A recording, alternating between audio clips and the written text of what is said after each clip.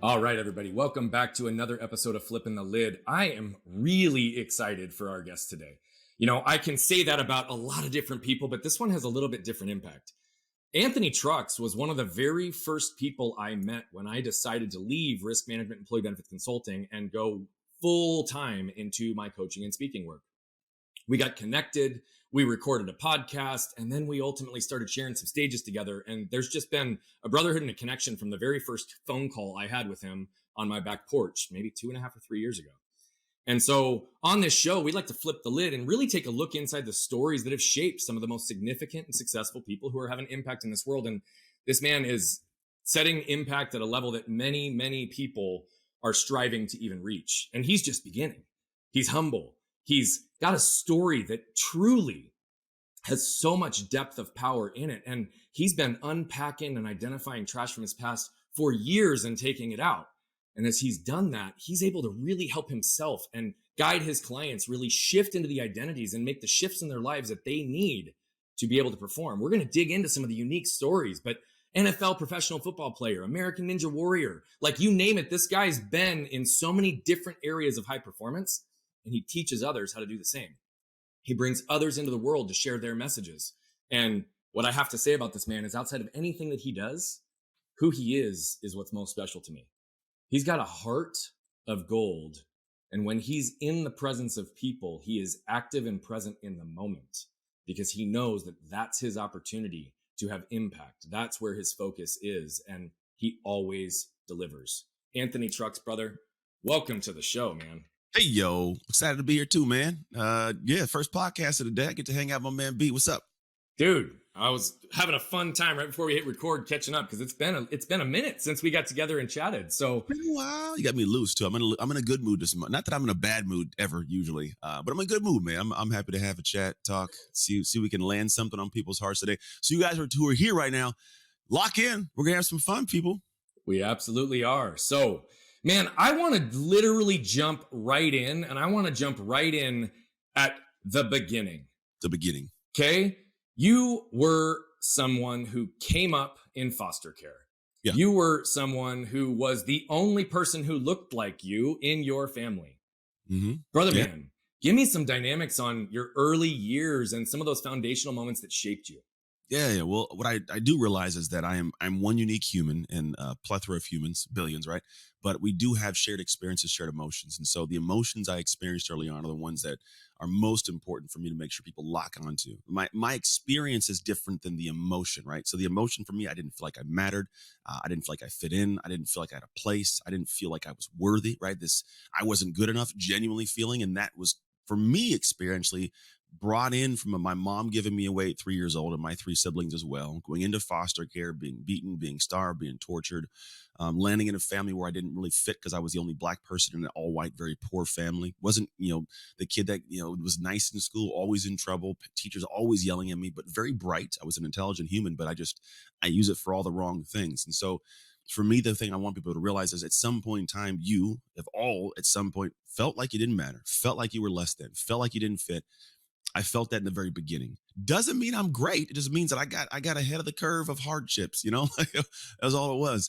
And it taught me a lot at a young age that has allowed me to compound that in a positive way. Because a lot of people do negative with it. A lot of people in foster care end up in prison, end up homeless, end up, not getting any education. But I was one of the ones that I thankfully broke free from that craziness.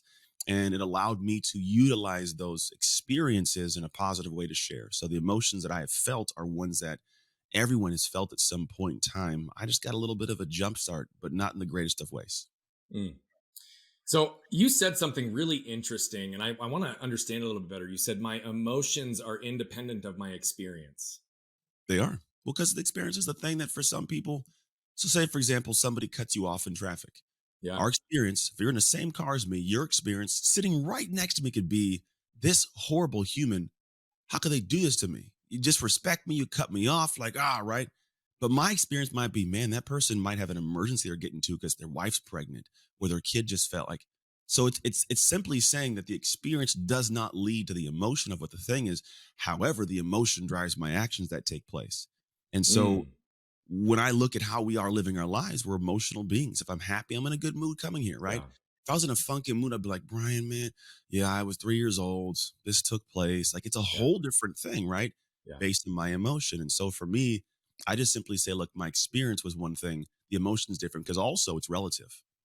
Something that could have been your experience that shut you down, I could look at it and go, "Well, that's nothing big," right? Yeah. Doesn't mean that there's any good or wrong or good or bad or wrong or right. It's just a matter of the experience emotionally was different for me.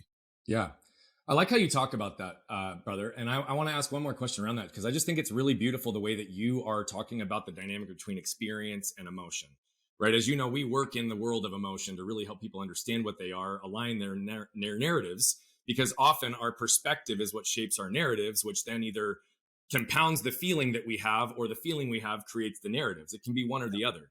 And Yeah. so you're talking about this through the lens of like, oh, yeah, the perspective, it might not be something that's hard for me, even if it's hard for you. So that's relative, which we all agree with. And I think pain is relative too, right? It's only, you Yeah. can only be measured independent of the person experiencing it. Yeah. You And can. so when we think about that, if our perspective either shapes our emotion or our emotion shapes our perspective, which one do you typically feel first? And how have you been able to balance and regulate between that as real Mhm. time as possible? Because that's how you escape it, right? Yeah.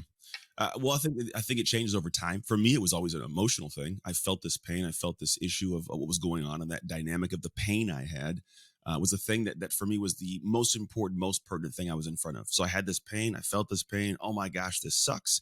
And so then I would be finding ways to remove myself from the pain. Right? It's like Mm, this electric fence concept. There's an electric fence. The second I feel it, let me get off the fence. And then here's the problem: if you are only operating off how you feel pain, it's kind of like being in a field with an electric fence and it's pitch black outside. All you'll do is run into another fence at some point in time because your only thing is like, how do I get away from the pain right now? mm, So you step off of it, you keep wandering. Sure enough, you'll find it again. At a certain point in time, you start having perspective on the pain. You go, you know what? The reason I keep feeling this pain is because I'm walking around blind in this field, and inevitably I'm going to hit another fence. What if I get a flashlight? What if I get mm, a handful of rocks and throw rocks and fly? Perspective becomes your thing you proceed with. Because now when I have perspective and I look at things, I go, well, you know what? That might hurt me over there. I'm going to avoid that. Or you go, why did I get in this pain? Why did I mm, feel this right here? And I go, no, that's why. It was my fault. The reason my family fell apart was because I wasn't present or I wasn't loving or I mm, wasn't compassionate. The reason that I'm not doing well in the sport of football is because I'm being lazy or I'm not shown to practice. So when you change the perspective, the experience changes. And then the pain can disappear at times. What might have mm. caused you pain of embarrassment or anguish, you go, you know what? I'm not the best singer. So why would I feel bad for singing a bad note? Perspectively, I did the best I could. I felt good singing in the shower. Yeah. Life goes on. So it's just a matter of Yeah. figuring out which one you're operating from. I really like the analogy you gave with the electric fence. I'm curious, when did you find your flashlight and your bag of rocks and decide that it was time to move forward between that Mm, perspective? Maybe like 33, 32, 33. Yeah, brother. Yeah, That's man. about when they hit me too. I mean, like the real one hit about that age, Yeah. right?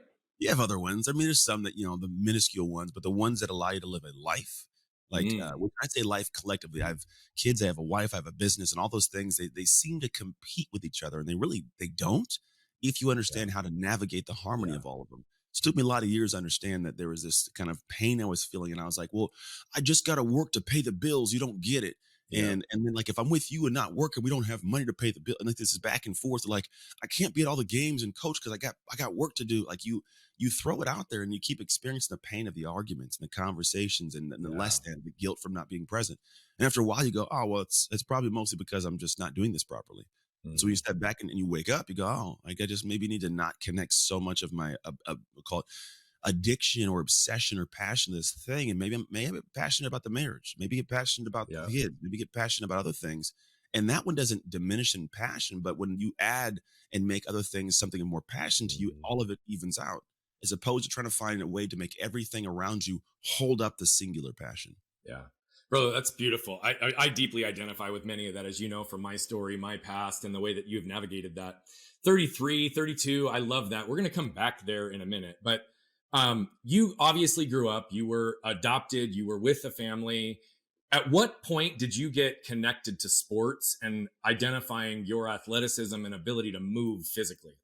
Yeah, I think for me it was around 14 was my first time. Because I mean, at 14 years old, I stepped into this, so I just get adopted. For the first time, I knew for sure the place that I woke up, I'm going to bed tonight. That was never my experience of reality for 14 years of my life. I was always in a foster care system, always one car ride away from a new family.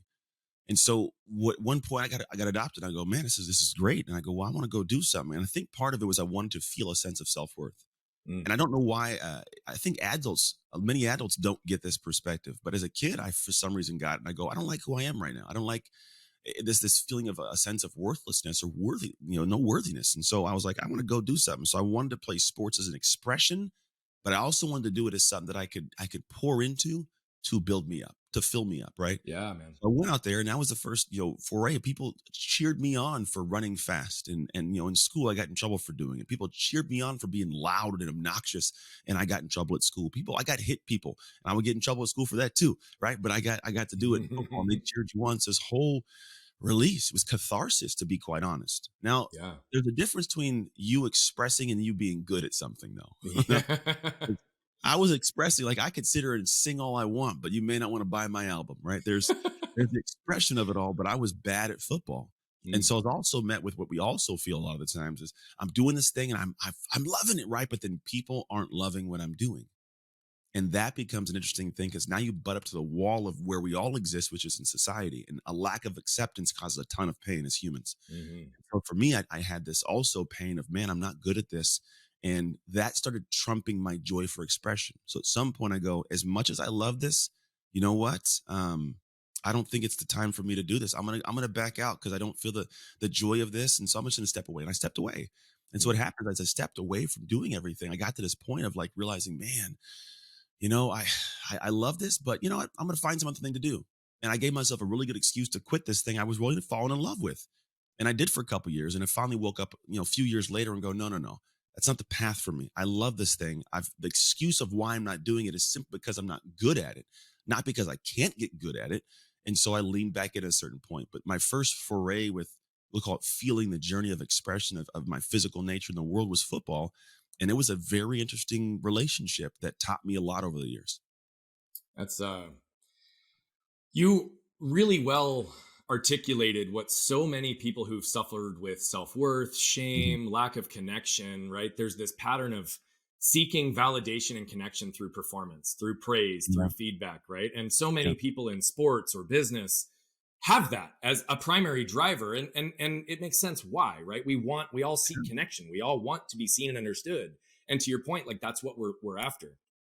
That also can start to feel really empty, and your ability to put yourself in a place to be aware and see some of those differences relatively early, realizing that when we're butting up against that wall, as you call it, it's no longer in alignment for you and you can shift your focus. Yeah. You really do have a beautiful, clear perspective on the priorities in your life, on what the harmony and cadence and rhythm of your life looks like. And Mhm. one of the things I've respected about you for a very long time, in fact, I sent you a voice note a couple of weeks ago just because it hit me one morning, and I really wanted to just honor one thing that you'd said to me. We were together speaking at an event when you said this, and you just said something so profound. I'm in the season of dad. Yeah. What does that mean to you?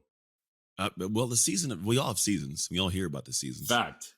And I think we all think about the current season and we don't think about the future season. And I had this person I had on my podcast years ago and he goes, "We got 18 summers."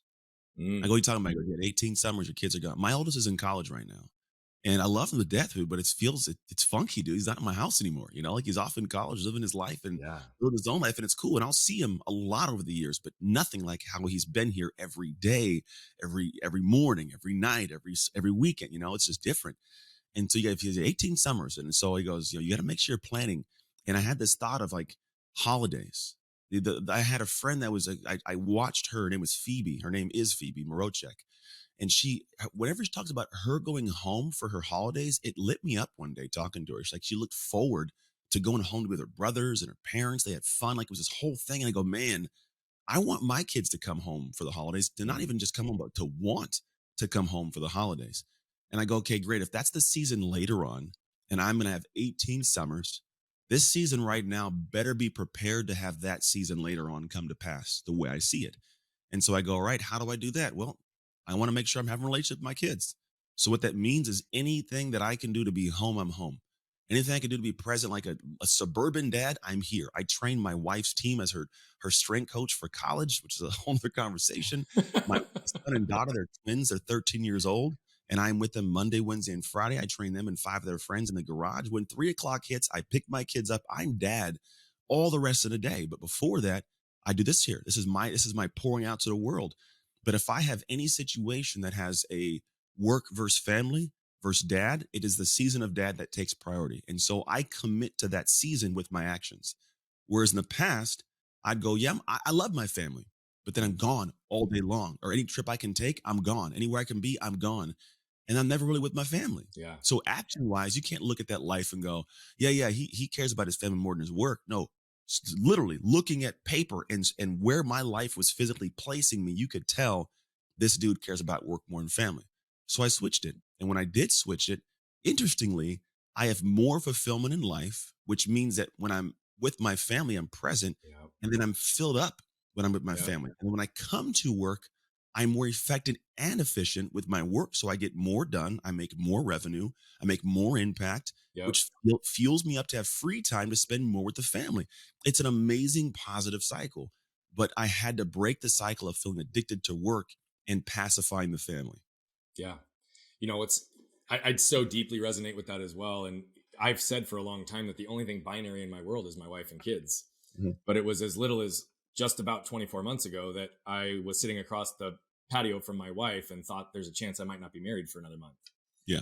And it allowed me to see that I wasn't being congruent because, as you know, I left the corporate world and the business that we built to come pour into helping everybody discover who they are and live the life that they want on their terms. And Mhm. my primary partner sat across from me and said, "Hey, you had done things early in our relationship. You'd showed up in ways that created patterns that have caused me to lose who I am." Right. And it was impossible for me to not look inward at that moment. And my wife and I've been together for 16 years. Mhm. You and your wife have a really incredible story, and this harmony that you've built wasn't necessarily always the truth that you had in your Ah, home.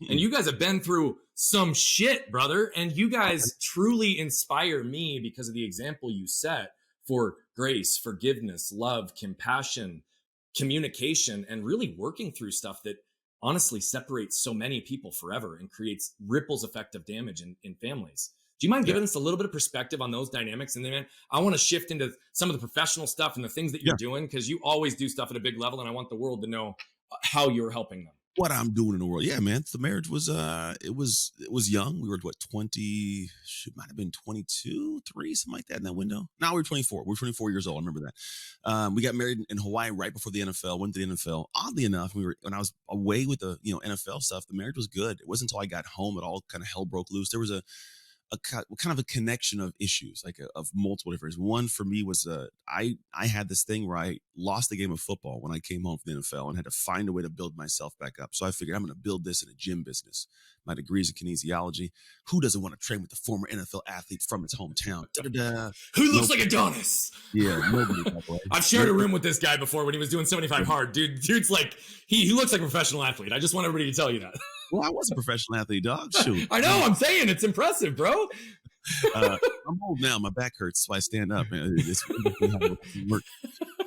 But I did all that, and then I came home and lost myself in that whole rigmarole and neglected the family. We had two more kids. My wife's at home with newborn twins and a 4-year-old at one point. It's just it wasn't conducive to having a solid marriage, and so it ended up to the point where just everything started falling apart. She was also curious in a way of like, is this what my life's going to be like? Is this the Yeah. only guy I'm going to have the rest of my life? And we were young and dumb, and so she decided that she wanted to do some things to fulfill her needs in a way that wasn't supposed to be done in a marriage. We'll call it that.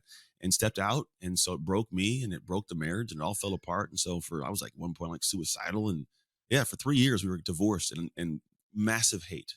Called it a very, very deep anger for each other. I had a hatred for what she'd done to me, and how could you do that? And then, Mhm. for her, it's like, how could you didn't? I did it because you weren't around. I was gone at this gym from 6 a.m. to 10 p.m. each day, and so there was no starting the process. And then the process to healing began with a couple things. One was me realizing my fault in the situation, which most people who have, someone cheating on them, you don't go like, oh, this is Yeah. my fault. And believe me, I'm not taking all the blame for this. I'm just saying I understand the You're just situation. taking ownership for the part you Yeah. believe you played in it. Yeah. Cause Yeah. it takes, so she made a choice, but she didn't get to the point of feeling the need to make a choice alone. Yep. Bingo. I was part of the path to her getting to a moment in time going, what choice do I make? That's my ownership. For her, she admits it. I made a bad decision. I should have said something. But we also were kids, man. We were together at 16, navigating weird stuff. We didn't have the human skills to Mm, communicate. Like no one does this. It's a crazy world we live in, and we are far from alone in this whole situation. And then she had a moment where she found God, man. Like she had this book someone gave her, and the book opened her mind when she was waking up one morning, just by herself, lonely, not feeling like she mattered. Like not that that mattered, but didn't feel like she had what she wanted for her future. Then she started a path and found God, and God found us and brought us back together, man. So we now have this marriage that is very imperfect but very deeply loving, right? We have a little bigger. I think we're in the middle of like a weird little tiff right now. I'm not 100% sure. But there's never any part of me that goes, this ain't gonna go the distance, you know. There's no right. part of me that goes like, I don't know if I want to be here. Never. I may not want to be in the same room with her, right? But it's nothing to do with wanting to be in the marriage Right. with her, if that makes sense. And so there's this kind of really good anchorage that gives me peace in my life. It gives me power to do the work I do. It gives me, a connection to how my family rolls, what I'm creating for my kids. And so there's a lot more freedom in the confinement of my marriage, if that makes sense. And so for that, like that's what I have a huge blessing and appreciation around. And I do not want to ruin that. So season Yeah. of dad is what allows me to be present. It could also just be called the same thing, season of husband. It's all tied together. It's just Yep. not the season of do crazy stuff and work. Yeah. Well, I'm always appreciative of the fact that you have no problem getting in front of a room and sharing from a position of vulnerability some of the darkest moments in your life and some of the more difficult struggles that you've gone through. You help people identify and understand that the emotions that they're feeling in moments are not necessarily unique to them, but they have to seek perspective. What's Yeah. interesting, you did write down one thing on an intake form that I really want to ask a question on because Okay. it's right on the tail end of this. Like you live in a place that I've witnessed vulnerability and authenticity just stand in front of a room and be completely open. Hmm. But you said that one of the interesting things about you is that you don't like people knowing who you are when you're at home.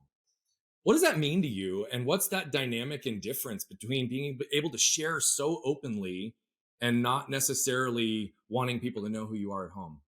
Oh, I do remember. I was like, did I write that? I Yeah. swear to I I was swear. like, am I reading the right form here? Jeez. No, because what it was is like, I was realizing the thought behind it. And I'm like, did I say I don't want anybody to know? But I know what it is. Okay. It was me, by the way. I did write that yesterday. Um, here's the thing: is I come home and I'm dead. I have my neighbors who have no clue what the hell. My neighbor, for some reason, I don't know how he did it, but he's like, dude, I googled your name and I didn't tell him my last name. He must have got my mail or something. He goes, you play in the NFL? I go, yeah. He goes, yeah. I go, yeah. He goes, I definitely wouldn't have thought that based on meeting you. He's like, you just seem like a cool, down to earth, just chill guy. And I go, I am a down to earth, chill guy, bro. What are we talking about here? And the reality is for me is I want to have an experience of life that is free and floating. And not that I don't like there's a certain modicum of fame people desire to have. And I get Mhm. that whole idea. There's nothing wrong with that. But that doesn't give you fuel. I've been in the NFL. I've seen what it looks like when people Yep. want you and want to be around you.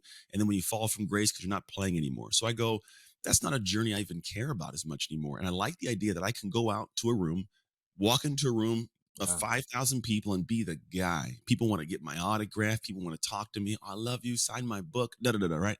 I can talk to, and then I can literally leave the hotel and go to the airport and sit next to somebody that they don't even care who the hell I am. I love that. Yeah. I love it. Yeah. I can come home and my kids don't have to feel like, oh, I can't go in public because dad, isn't someone's going to talk to him.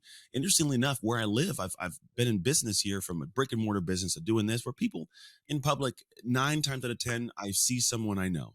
It's not a craziness thing, but like there's not this facade of this. He Right. is this guy that gets on stage with Tony Robbins and all these different amazing humans, and he's shared a stage with like Rob Lowe and ET and all that. It's just like I'm a dude, and I'm cool Yeah. being a dude. And I Yeah. prefer that. I think there's a human aspect to it where I realized a while ago that you can shoot to be the biggest person in your room, in the biggest person, whatever the stage of industry you're in. But then there are a million different rooms and different Mm. industries. And in none those ones you matter nothing. You have no issuance of greatness in any other room but the one you're in. And in order to have one that Yeah. crosses all, usually you're doing stuff that pulls you away. Like you can go like, I want to be like The Rock. Everybody knows The Rock. The Rock doesn't come home for months. Yeah. He doesn't. That's the life I want to live, right? It's not. They may film a movie and be gone for 6 months. It's not the life I want to live right now. And so Yep. for me, I like coming home and no one knows who in the world I am. and I get to live my life like a regular dude. That's totally cool for me. And I appreciate that. Yeah, I love I love that. I also love that you're like, wait, did I write that? I That was forgot completely. beautiful. But I can Yeah. attest to it, and that's what I said in the very beginning, brother. Like you have a humility about you that I just really appreciate. Right? You're also somebody that wants to pull people along with you.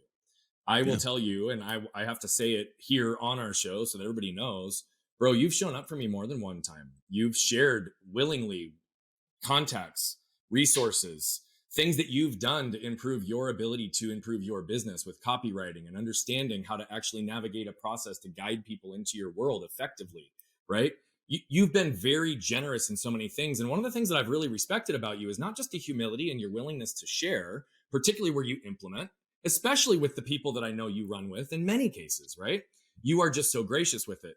But what I also appreciate is that humility grounds you because you have a healthy appreciation for the reps of life and the Yeah. reps of anything and where they get you. I know that when you and I first talked, I remember you telling me, yeah, man, I had a YouTube channel. I'd go live every day for like 1,000 days. And it was truly for the personal challenge to be able to talk about anything in any rhythm, in any cadence, on the Was it? fly, on the moment, speak from your heart with no fear of who's listening or what's in front of you. And Yeah. you did that. And so, can you talk to me about like the importance of reps in your life and what that's taught you and where maybe you're struggling or getting your reps right now in a new rhythm in anything else you're working on? Yeah. Yeah.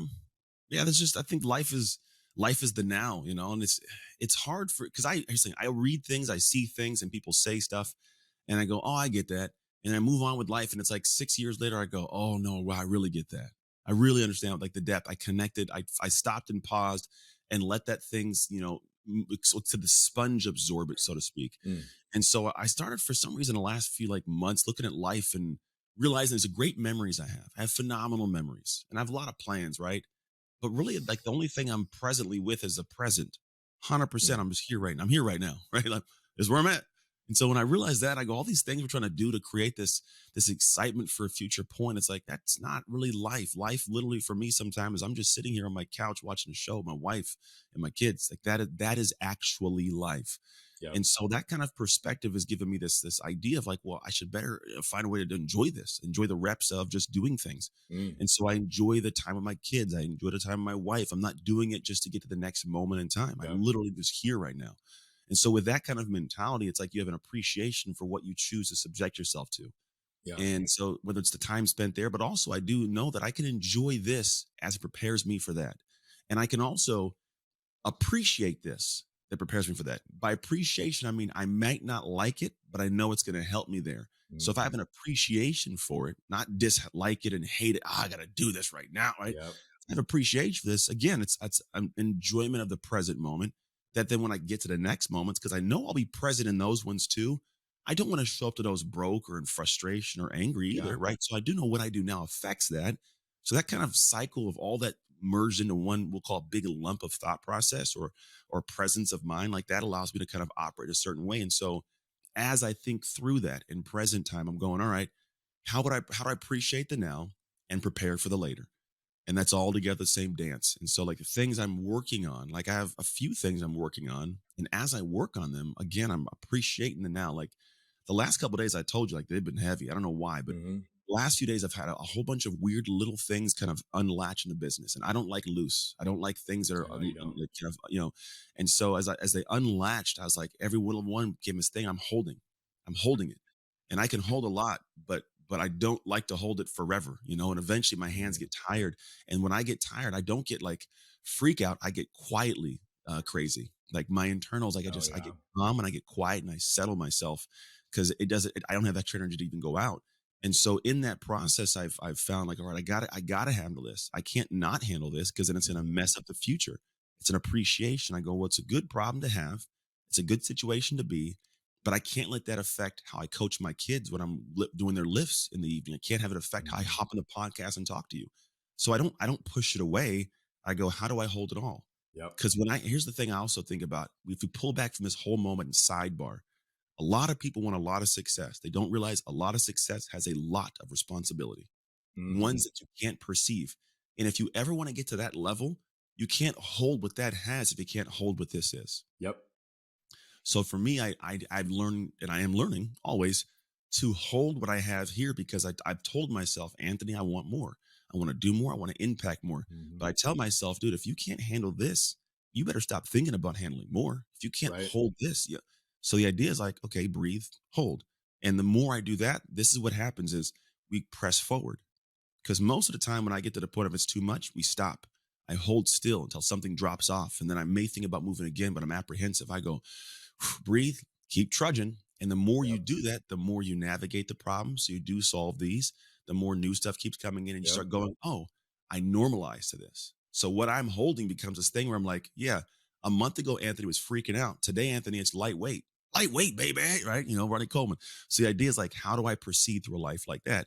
And that's what I'm looking forward to doing this next year for things I'm creating. And everybody should in the same manner is when you feel the weight of things, don't drop it, man. Just find a way Yeah. to breathe, normalize, because you're going to have to hold more if you want more. Yeah. I often say as well that just because you can carry it all doesn't mean it's not fucking heavy. Yeah, Right. bro. And so I appreciate the way that you talk about that through all different lenses. What you talked about with some of the business pieces early on, I was going to share with you a quote from someone that I've gotten to know, Alex Sharfin, one of my favorites, by the way. And this isn't to reflect a mirror back to you. It's just that I know that this is how you operate. So to me, Mhm. this is how I know you've already shifted into it. If you're constantly putting out fires in your life and business, there's a good chance you're the arsonist, Oh, yeah. right? Mhm. We've also said everything begins and ends with you. It all flows through you. But like to the concept of you even said, yeah, there's a couple little fires I'm putting out in my business right now. I'm like, yeah, dude, every time I put out a fire, I typically started it. Oh, And yes. in some form or fashion, and you talked about doing that in your marriage, you've talked about doing that in life, and you talked about really being able to just shift into the reps of life to experience the now. I love how you're doing that, and I love the way that you've done it. I do have to ask you, Yeah. what's your deal with honey, bro? What's your I deal don't with like talking honey? about things, bro. So here's the thing: is this one movie for some reason they decided to find a way to put this on film, and it makes my balls tickle, bro. I want you to do it. Here's what happens. The thought of somebody pouring honey, because like if you pour water on my face, I can swallow it, I can breathe through it. Yeah. Honey, though, if my face was covered in honey, I'm gonna suffocate sweetness. Like the sweetest death. But the thought of it freaks me out. And then there's this movie called The Infinite, and it has I want to say Mark Wahlberg in it. And for Yeah. some reason, these guys they tie this dude to a chair, and this is I've had this phobia for years, by the way. But it just showed up in this movie in the weirdest of way. And sure enough, bro, they're pouring honey in this guy's face. What? I swear to you, man. So I kind of like waterboarding, but with just a heavier substance, huh? swear I have because I've talked about this publicly. I've said this on like TV shows I've been on, and I'm wondering if quite possibly somebody who created that moment was like, I saw this guy Anthony Trucks, and he said this thing. Let's put it in the movie. It's very feasible. It is because I have never met another person in my life who has that I fear. haven't either, which is why I had to ask about that, bro. I was like, what do you mean? So my Yeah. question is, if you're afraid of it on your face, do you consume honey? Oh yeah, man. I'll eat honey, just not Okay, so raw. you're not terrified of honey itself. It's just if your whole face is covered by it. Yeah, yeah. If I like You, woke up, somebody was like pouring it on my face, I'd have a heart attack. I'd die of a heart attack before I die of the honey. I actually feel like I can identify with that fear. I feel like that would not be something that would be a comfortable thing to sit through. I've just literally never had that cross my mind before, bro. And so I had to bring that up. The other Yeah. the other thing that I really wanted to ask, you've never had a cup of coffee, bro? Nah, man, I'm drinking tea, bro. I drink tea every day. This is I got a whole bunch of teas. I got some cinnamon teas. I got some oolong tea, eight immortals. I got rising chai. I got morning stuff. I got a little cast iron tea set. Never had a cup of coffee, dude. I've always been a tea guy. Dude, I love that. Well, and honey goes really well with tea. Do you put honey in the tea? I don't actually. I'm most of the time I'm a nothing but the tea in my because here's the thing. There are teas you can get like you go to the store or you go to the restaurants like the Yeah. little teas like here's the Bigelow tea. Those are trash. So what Those kind of tea do you get, bro? Teach us. Teach us. right, for one place I love to go is called the Tea Spot. If you go on the Tea Spot, there's also a couple places you can go that are nearby. Like most of your Asian food stores have amazing teas. They're Yeah. loose leaf teas, and what you do is you get your actual diffusers. There's a bunch of different kinds of diffusers. You just get like your own little thingamajig, and you put the loose leaf teas in there. There's a bunch of different kinds of tea. The Tea Spot has connected a good base of like regular old school kind of we'll call it teas and like the modern way of delivery. So they come in sachets and full bags of loose leaf. But I went to this tea place in Santa Cruz one time that had, I want to say it was like 100-year-old teas. I mean, they had some that were psychedelic teas. Like they had a whole bunch of craziness there. Like, Wow. bro, like it's just cool because I think for me, I don't drink a lot of wine, but I get the idea of being like a wine Yeah. connoisseur. It's the same. You can taste the nodes of different things. It's just crazy. But I like tea. because I love having a drink, but I don't drink coffee. So I got into tea, and then I'm just kind of like, oh man, there's a bunch of cool teas. Hot or cold, bro? Hot. Ever Let's cold? let's the chai. I do a chai latte. I'll do cold chai latte. Okay. The problem with doing a cold chai latte is you suck it up so fast, it's just gone. And Dude, they so are. They're gone they're they're so so fast when it's quick, cold. right? So I'm a hot tea guy because it makes you sip it. I love it, brother.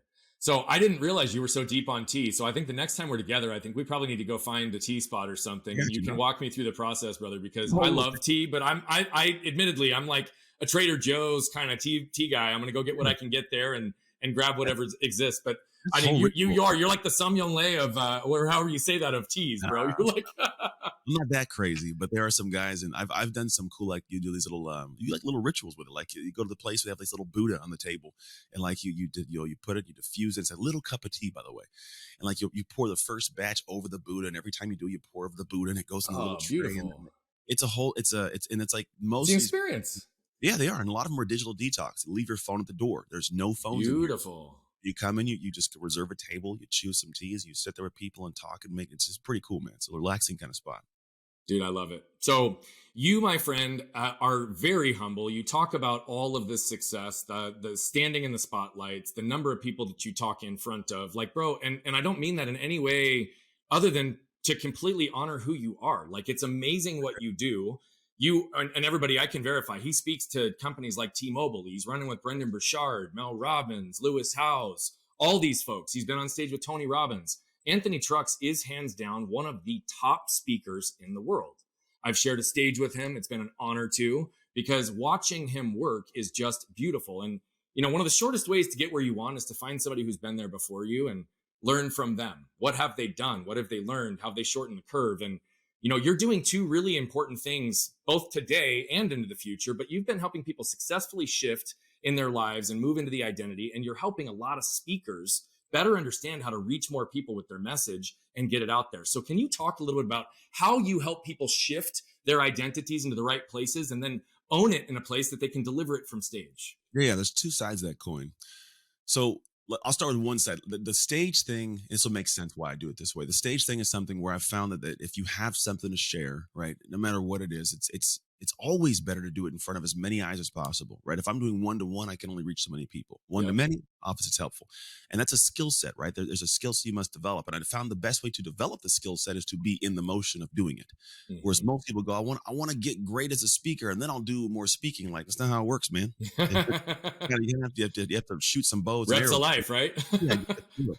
So, but most people aren't good at getting on stages. So for me, I've learned a weird, like just out of sheer necessity, a phenomenal system for how I get myself presentable on stages, close deals, do a great job, and get more. It's called spin. And so in doing that, I realized that's something that I was ever teaching. People kept asking me questions. You got a speaking school? No, I don't. That's not what I just do my thing. And then I realized, like, what if I pause and listen? I did this last year, and I go, oh, you know what? There's actually a really cool thing that I do that I've never taught. Let me teach. Start teaching people. They got results with it. I'm like, sure enough, there you go. It's the age old idea and age old story of like, I do something well, let me teach it. And so in the process of doing that, I'm still speaking, and I realized, well, if I'm going to be the person that's actually out there teaching you to speak, I had better also be speaking.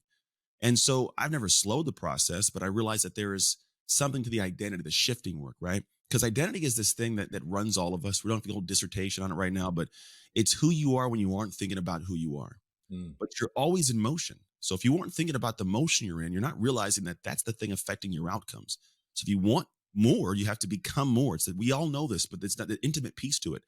And then I go, okay, well, what's sexy about that? Because that's a good topic, identity. Yeah. What's the message? It's always been this makeshift happen. And then I realized that nobody woke up any day and goes, I want to shift my identity, bro. No one did that. And so I go, well, what's a message that latches? And I realized that there's been something hidden in my keynotes for the last, I don't know, 5, 6 years. I've never actually anchored down to, which really is the pathway to the identity of something greater. Mm-hmm. And so I always this message. I talked about it now, where when I was 15, I went in and went from being horrible at the game to playing in the NFL because at 15 years old, I did this off-season window of just this craziness of effort. And I had this mentality when I showed up that was, I've done too much work in the dark for you to take what's mine in the light. And it was this ownership of what I deserve based on what work I did. It was my desire to be in the light Mm. and to shine that when I got to those moments, and we all get those moments of like it's hardship, all the best athletes, all the best, actors, we don't get to that moment of difficulty and we'll call it tension and go, I can do it. It's not high. It's more like I got this. They know Yep. where you be. I did way too much. And so I realized that's the path to that kind of identity. And what I call it is dark work. Mm. That's it. Just dark work. It's the work done in the dark that lets you shine in the light. That's it. And too many people want to just shine in the light without doing dark work. And so the whole aspect of what I'm doing in the future is bringing this concept to life, both for everybody that at a broad scale gets this. They can even connect to moments when no one was watching. It wasn't accepted. It wasn't, seen. It was misunderstood, ridiculed. That Yeah. stuff we did that was private. But that's what let me come to the light and go, oh no, I belong on stage. I'm going to speak. I'm a great dad. I'm a great mom, whatever it is, because of things I did that nobody saw. And that's what so many people have already done and need to do more of to get to the next level they want. So that's the future of the brand.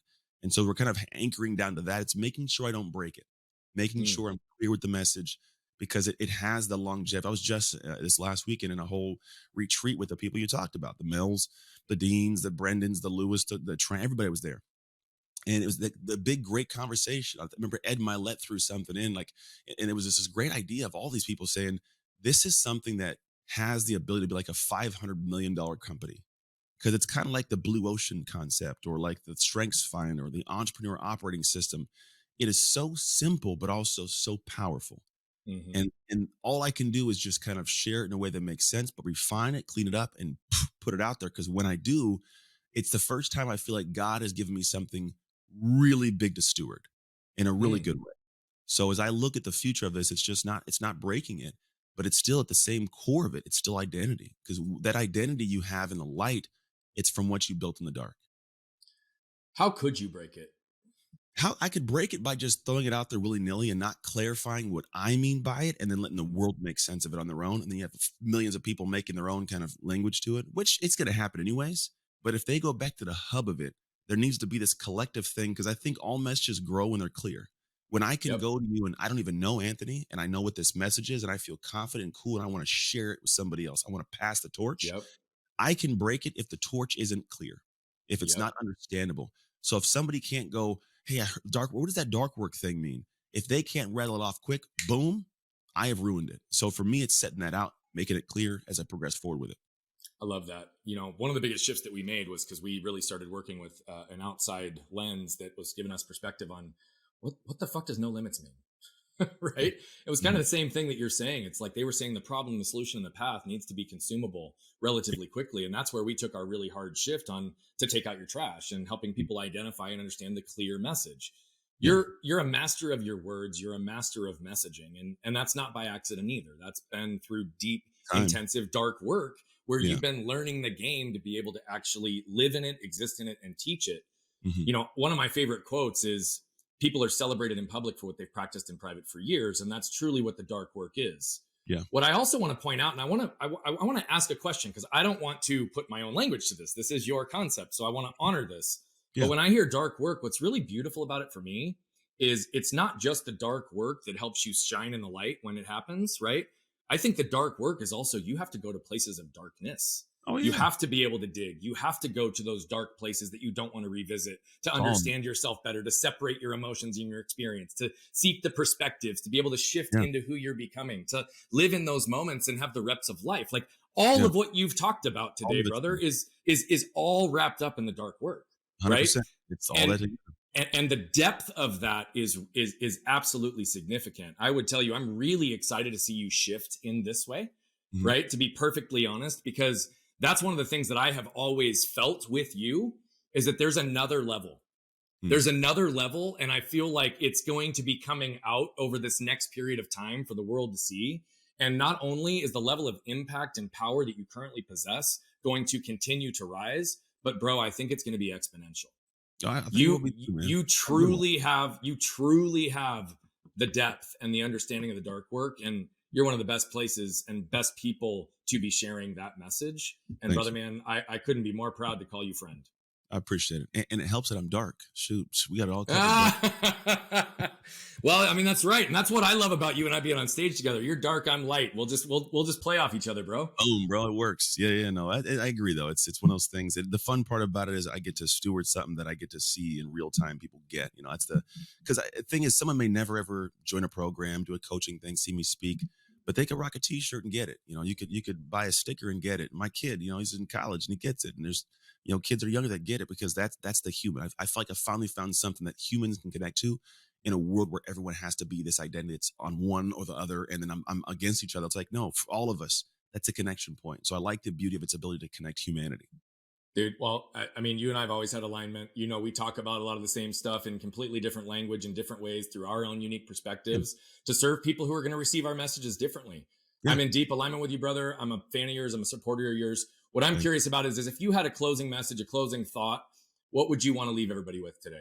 Closing message or closing thoughts. There's a lot of different things I'd leave you with. But if we go out on the same vein of the dark work stuff, for me, it's still about making shift happen, right? That's the end destination. I want you to get somewhere where you've made something cool happen, remove the F, you get it.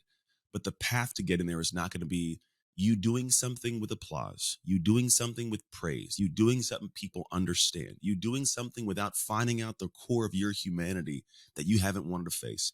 So essentially, you got to do the dark work. You've already done it. All of us have already done some level of it. But the reason that we may still be dim in the light and not be shining bright is because we have some more work to do in the dark. The more you do in the dark, the less you have to face in the light. Beautiful, my friend. Everybody, all of Anthony's information, where to find him, how to get his book, how to support the future of dark work, how to learn from him, both in not just how to become who you are, but to be able to stand in the world and share your message from a place of confidence and conviction. He's done the work. He's done the dark work. It's very obvious that he's flipped open the lid and seen what's risen to the top in his life more than once and taken analysis by scanning his can to be able to identify the trash from his past that no longer serves him. He talks about it so eloquently.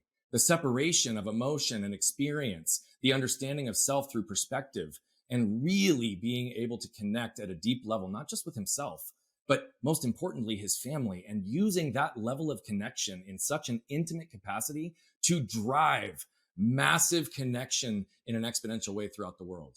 Anthony Trucks is one to follow. He's one that will impact your life. And please, please, please make sure that you go visit him today and follow the example that he is casting by how he's choosing to look inside and do the dark work that's necessary so that he can shine in the light. You can too. Anthony, thank you again for being with us, brother. Thank you for having me, man.